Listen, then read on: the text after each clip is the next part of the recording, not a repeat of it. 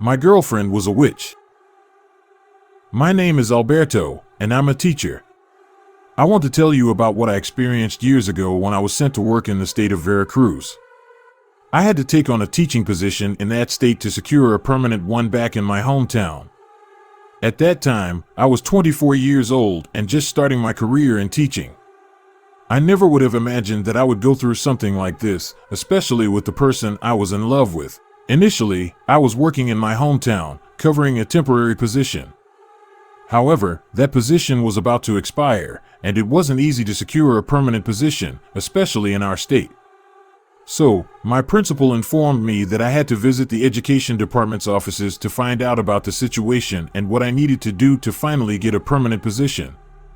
I was nervous because I had no idea what they would propose. I arrived home in the evening and greeted my mother, who was waiting for me to have dinner with my siblings and father. As we sat down at the table, I told them what the principal had said and that I would have to go the next day to see what it was all about. My mother was hopeful that it might be the permanent position I had been waiting for, and I told her I was hoping for the same. So, we had a joyful meal, anticipating good news. The next day, I went to the education department's offices, registered myself, and sat in a small waiting room while waiting to be called in. I was worried, but I tried not to show it too much.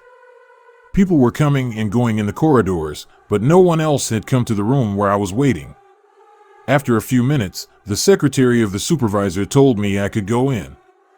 I stood up and nervously thanked her, then knocked on the door and heard a voice from inside saying, "Come in," so I entered. It was the supervisor, and he asked me to take a seat because he had something to propose to me regarding my teaching position. He knew about my situation with the temporary position and that I hadn't completed the required time for a permanent position. Furthermore, there were no openings available at the moment for me to get a permanent position here. However, there was an opportunity for a temporary position in Veracruz for the time being. To be honest, Veracruz wasn't too far from my state, but I would have to stay there for at least 6 months while waiting for a vacancy to open up here. I remained silent, listening and contemplating the proposal they were making, knowing that I would be far from my family for some time and would only visit them during school holidays. I felt that this might be my last chance to secure a teaching position without having to move. Sometimes, they send us to municipalities within the same state, and other times a bit farther away. Unfortunately, this time it was the latter, and I had to give a response quickly. I accepted the offer to go to Veracruz. I would get to explore a new place and gain more experience. Later, when I returned home and shared my decision with my parents during dinner, my mother didn't take it well. She felt I had rushed into making that decision. My father, on the other hand, looked at me thoughtfully as he chewed his food and finally spoke, saying, "If you've already decided to go to Veracruz, there's nothing more to be done. I only ask you to take care of yourself and do well there so that you can return soon with the teaching position you've always desired. They, more than anyone else, know what being a teacher means to you, and they support you." My mother looked at me and didn't say anything more. She simply took my hand and squeezed it gently, saying, "Everything will be fine, son. You'll have what you desire most. You've always fought hard for it." I had their support and affection, and there was nothing left but to wait for my time at the school to end and then pack up and go to assume the new position in Veracruz. The day arrived when my parents and my 2 siblings had sad expressions at the bus terminal where we gathered to bid farewell. I held my ticket in my hand, with 15 minutes left until departure. We used that time to say our goodbyes, with my mother giving me instructions, my father offering advice, and my siblings cracking jokes. I would miss them dearly, but time passes quickly, and I promised to visit and call them often, as I assured my mother. Afterward, the announcement came for us to board the bus. I took my suitcase, hugged everyone, and leaned forward for my mother's blessing. I kissed her and said a quick goodbye so they could check my ticket. I entered the boarding area and waved goodbye to them with my hand, then walked to the bus with a sigh and took my seat. I watched my family through the bus window as we waited for other passengers, and when the bus finally started moving, there I went, full of hopes and dreams. Around 6 in the evening, we arrived in Veracruz. It was sweltering hot, and I was already sweating. The journey hadn't been too arduous. In fact, It was quite relaxing. I was finally at my new work destination, and the first thing I did was take out the address they had given me to find a place to stay. It was a kind of guest house because, as a novice teacher, I didn't yet have enough money to rent an apartment, and I didn't need one. Furthermore, I didn't want my parents to help me anymore, so I took a taxi and asked the driver for the streets of the address I had and what I was looking for. He replied that he knew where it was and assured me not to worry. There were several ghost houses in the area, and he smiled, telling me that it was clear I wasn't from there. I told him I was the new teacher, and that's why I had been given an address close to the school where I would be teaching. We didn't take long to arrive. We stopped in front of a large 2-story house painted in pink and yellow. It looked very cheerful. The driver told me that it was the closest one to the school and that I could even walk there. I said that was exactly what I was looking for because I didn't want to keep my new students waiting. I took out my wallet and paid him. He thanked me and welcomed me to the port. With my small suitcase in hand, I discreetly knocked on the door of the house. Outside, there was a sign that said Casa Maru. It didn't take long for someone to answer. A dark-skinned lady with curly hair and a wide smile greeted me and asked what I needed.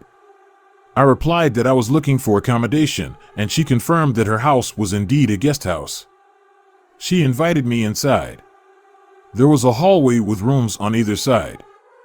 I counted 4 on the ground floor alone. It was a huge house with many potted plants in the hallway and outside the rooms. I followed her down the corridor until we reached the stairs, and I noticed that upstairs there was a mango tree with many ripe mangoes.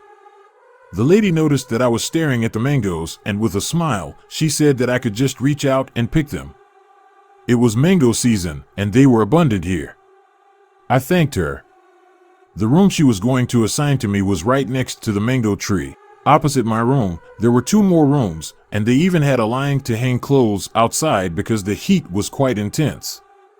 The rooms had ceiling fans, which were a great relief. She showed me the room, which had everything I needed: a bed, a piece of furniture for my clothes, a small table with a lamp, and a couple of chairs. I told her that it was perfect for me.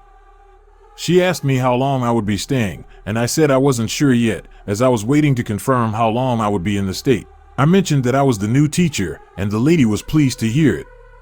She said that the previous teacher was very kind to everyone, even though she didn't stay at her guest house. She knew her well. I then told her that I would pay for 2 weeks in advance while I figured out my exact duration of stay, and she said it was not a problem at all. She introduced herself as Maru, just like the sign at the entrance said. Then I told her I was teacher Alberto, and she commented that it had been a while since she had seen such a young teacher. She showed me where the bathroom was, conveniently located inside my room. It was small but nice. She also provided me with the meal schedules that she had, or alternatively, I could go for a walk to explore the area and find something to eat. Additionally, she mentioned that there was a phone in the porter's office that I could use when needed. I thanked her, and she said she'd let me rest. I closed the door and placed my suitcase to the side. I sat down on the bed, letting my back relax for a moment, and then planned to call my parents to let them know I had arrived safely. Later, after finishing my call, I decided to go out for dinner. I arrived on a Saturday to give myself time to prepare for the upcoming week. I planned to spend Sunday exploring the area and finding my new school to be ready for my first day on Monday. I was torn between having dinner with Dona Maru or going out to explore.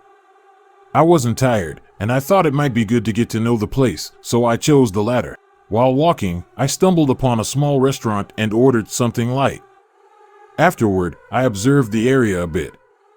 It had become dark outside, and since I wasn't familiar with the place, I decided to return to the guest house and explore in the morning.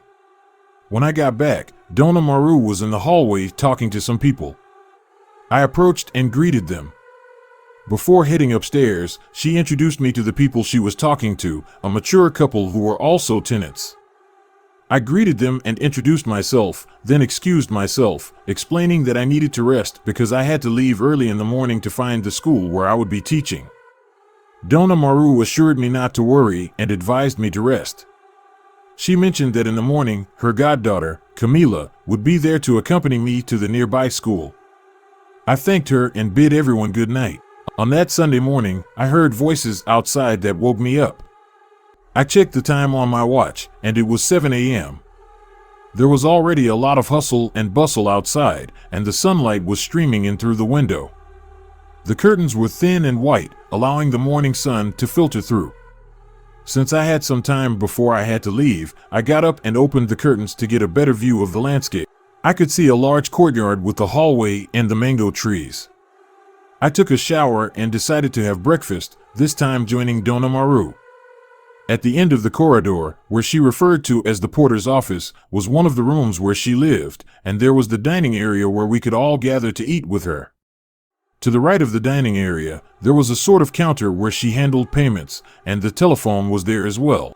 While I prepared my breakfast, I decided to call my mother to let her know that I would be going to explore the school and take a walk after breakfast. Once I finished talking with my mother, breakfast was already served. Donna Maru had prepared 2 eggs in a bun with beans and a delicious coffee, accompanied by a plate of fruit. I was enjoying my breakfast so much that I didn't pay much attention to who was coming and going. Suddenly, Donna Maru approached me and informed me that her goddaughter had arrived to accompany me to the school.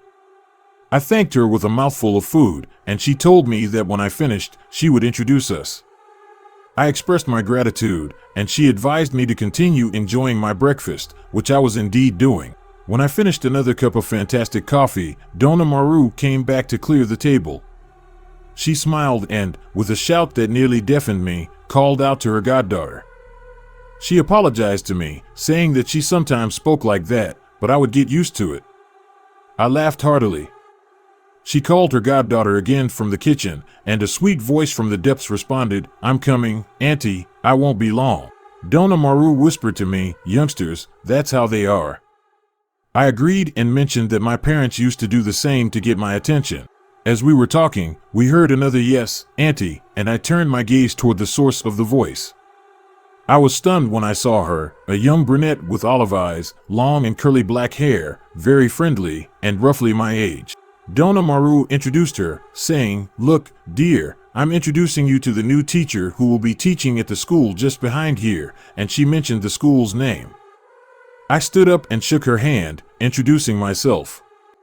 She replied that her name was Camila and that she was Donna Maru's goddaughter. She mentioned that she helped out after school if she didn't have too much homework and on Saturdays or Sundays, depending on her availability. I told her it was a pleasure to meet her, and it truly was. It had been a while since I had seen such a beautiful and cheerful young woman. Donna Maru interrupted us, instructing Camila to take me to the school and not to take too long because she had some errands to run. Camila agreed, and we left the guest house together. As we walked to the school, I paid close attention to the route to ensure that I would arrive without any issues the next day. During our walk, I had a conversation with Camila about her studies. She asked me how long I would be staying there, and I told her the same thing I had told her godmother, I didn't know yet. Indeed, we didn't take long to reach the school. It was only a couple of streets away, so I wouldn't have any trouble getting there punctually, as always. After all, I thought, it wasn't such a bad idea to have accepted the offer to come to Veracruz. After seeing the school, Camila and I took a short walk. Along the way, we spotted a man with a cart selling ice cream, and I invited her to have some. The heat was getting even more intense, but I was feeling joyful. I think Camila had a lot to do with that. We hurried back to the guest house as Donna Maru had requested, not wanting her to get scolded on my account or for anyone to think that I was taking advantage of her time and assistance. Upon our return, her godmother came out to greet us, and I thanked her as well. I went inside to prepare some things, bid Camila farewell, thanking her for her time, and then headed up to my room. However, as I entered my room, I couldn't help but keep thinking about Camila. I found her very pleasant, and I wanted to continue getting to know her, but there was much to ponder and much to do. A couple of months passed, with me teaching in the mornings and spending time with Camila in the afternoons or on weekends. We would go for walks in the park, enjoy some ice cream, which I loved, or watch people dance while sipping coffee. However, there was something odd I noticed, a sense of confusion from some people when we passed by certain places. I couldn't understand why. We were both young and single, and I had no ulterior motives with her, quite the opposite. She made the absence of my family more bearable, and I didn't feel as lonely.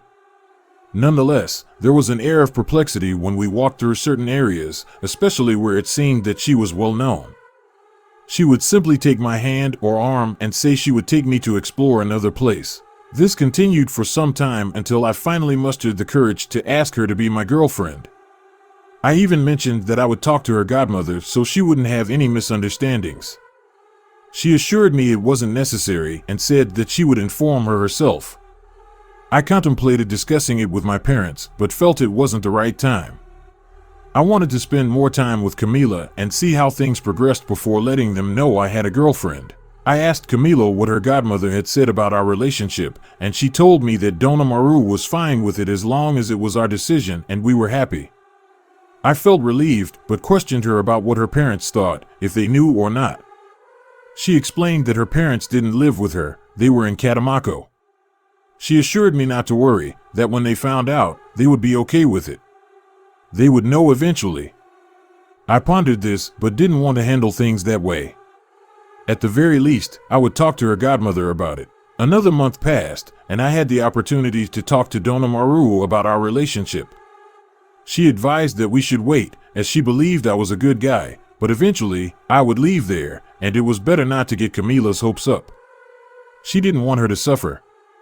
I reassured her that I had no intention of causing any pain, that we were enjoying a beautiful relationship, which was why I wanted her parents to know me and get to know them.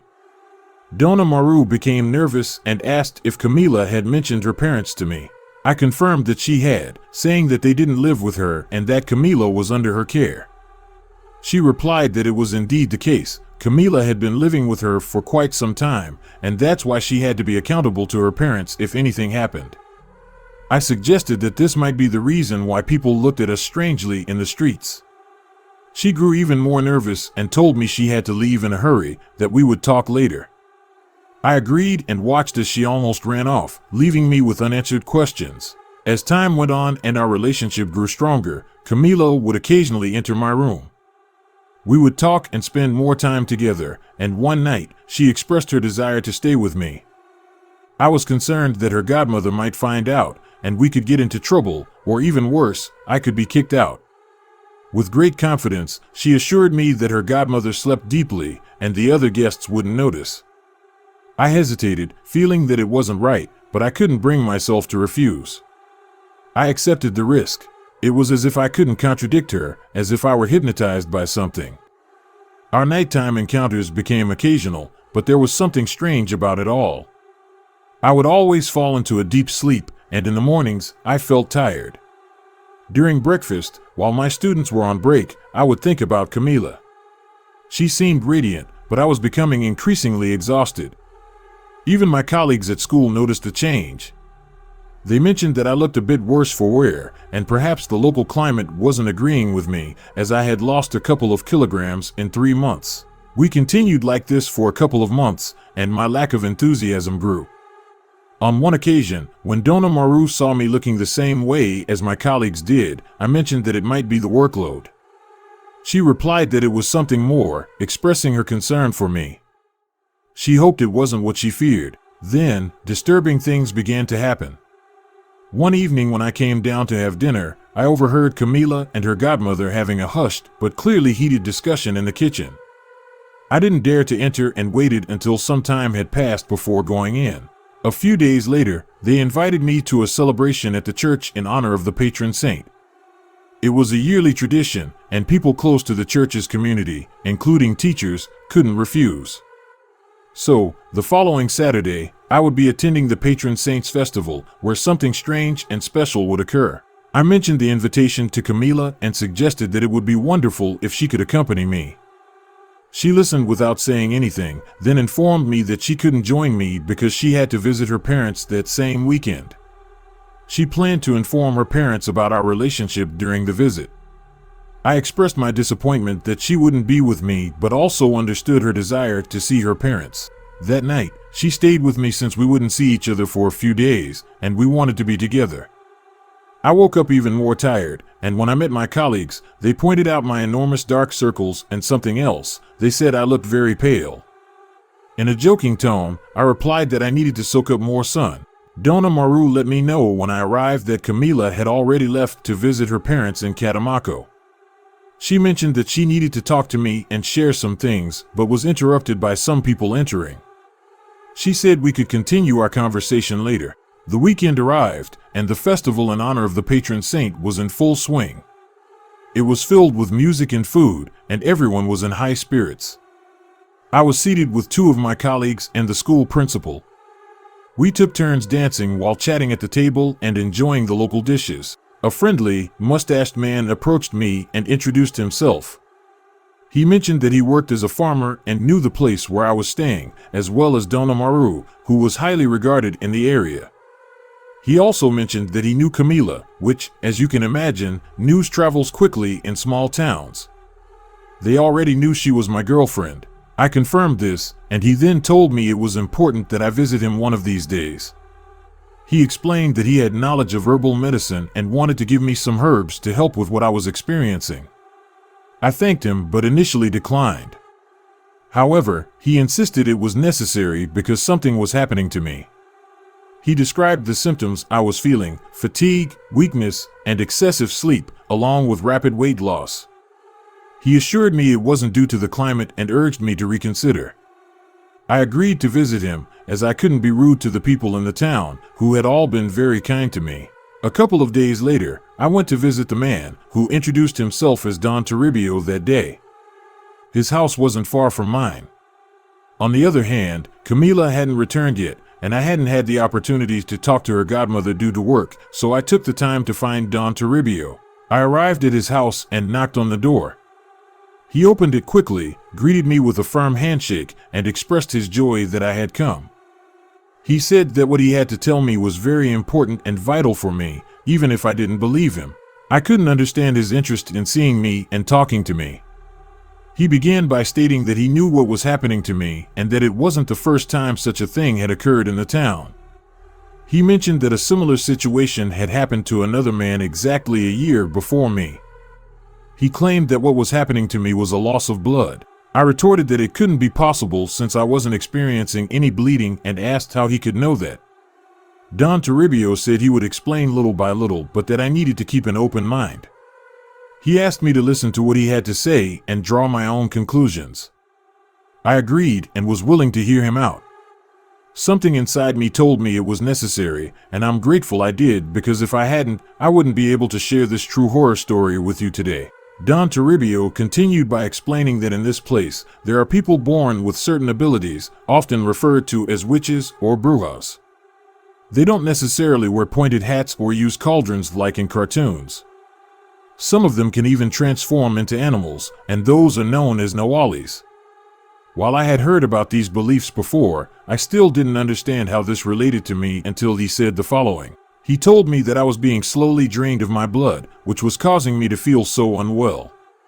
I protested that it was impossible, as I only interacted with a small number of people and behaved well enough to avoid such harm. That's when he said, "Think about who you spend the most time with, your school and the inn."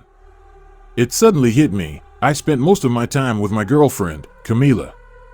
She was the only one I was with at night, as I didn't go out with anyone else. The man widened his eyes and put his hands to his head, exclaiming, "It's her." I wasn't mistaken. It's her. She's draining your life essence while you sleep. I jumped up from the chair in shock, and he told me not to get too agitated. I accused him of insulting my girlfriend by making such claims. He insisted that it wasn't an insult, as they recognized each other and knew what they were. Then he asked me why Camila hadn't gone with me on the day we first met at the village festival. I told him what my girlfriend had said. He replied, "She didn't go with you because she knew that many of us would realize what she's doing to you. Perhaps not intentionally, but she's harming you a lot. You need protection, and I'll give you something to wear on your clothing and something to place under your mattress. You'll notice a change when she comes back, and you can tell me what happens." I left his place with more confusion and doubts, holding a small red pouch and another green one in my hands. Ultimately, I had nothing to lose by trying his suggestion, but I couldn't help but wonder why Don Toribio was sharing all this with me. The strange looks from people on the street when I was with Camila, the argument with her godmother the night I found them, everything seemed peculiar. However, Camila hadn't returned yet, and I couldn't deny that I felt better on the days we didn't see each other. A few days later, my girlfriend returned. She looked a bit different, somewhat worn down, but just as cheerful. She mentioned that she had spent some happy days helping her parents with their work. I told her I was glad and that I missed her. She said she would come to my room later, and indeed, she did. I had almost forgotten about the green sachet I had placed under the mattress. As she was about to lie down beside me, she suddenly got up and questioned whether someone had been in the room. I assured her that nobody had been there except me, but she still felt uncomfortable and decided to stay with me the following day. This happened a couple more times, and I began to notice her growing irritation and distance. Eventually, I decided to confront her. I asked her why she was angry with me, and she told me that I knew why, that I had already gone to see someone, and it was better for us not to see each other for a while because she had several things to do. I noticed something you won't believe. She looked aged. Donna Maru noticed this too and told me in a low voice, "Look, teacher, it's better this way. You're leaving this place, and it wouldn't be fair for something to happen to you. Camila isn't meant for you. She needs to find a man from here, someone who understands her. Her condition is difficult. I never thought this would happen when I introduced you, but it has happened again. Go to Don Toribio. He will continue to help you." I asked, "So, you know him?" She nodded and said, "Follow his advice. He's a good and wise man. He will help you." I returned and told him everything. Don Toribio, in a bit more confidence, confessed that he was a Nawal. That's why he recognized my symptoms. He knew that a witch was draining my blood, and he knew it was Camila. She was a witch, she had to do this. She wasn't evil, but for me, she was, as it was affecting me when she stayed with me at night. He told me to look at my arm, and I could see a small red, like a mole right in the middle of my elbow, where they usually insert the needle 4 and 4. It wasn't noticeable at first glance, which is why I hadn't noticed it. It was indeed very strange to me. He then asked me what had happened since I put the green sachet. I told him she felt unwell and didn't want to stay with me anymore. She was upset, and I think she had already realized everything, so she asked me not to see each other. That was the reaction Don Toribio expected, and it was later confirmed by Donna Maru. My girlfriend was a witch, not by choice, but by destiny. As they said, she wasn't meant for someone like me. I returned to my hometown once I finished covering the position, and I finally got my own place. I never heard from Camila or her godmother again. However, I carried those 2 sachets that Don Toribio gave me for a long time. I learned that people aren't always what they seem, and there's more to discover about them. Even unintentionally, they can harm us if we don't know who we're dealing with, even in matters of love. I got married years later and continued to teach until today. But even after all this time, I remember this experience that, although it didn't escalate further and the small red dot faded from my skin, it's something I'll never forget, my witch girlfriend from Catemaco. Original story written for Sciro Secreto by Gemisha. The Goddess of Darkness.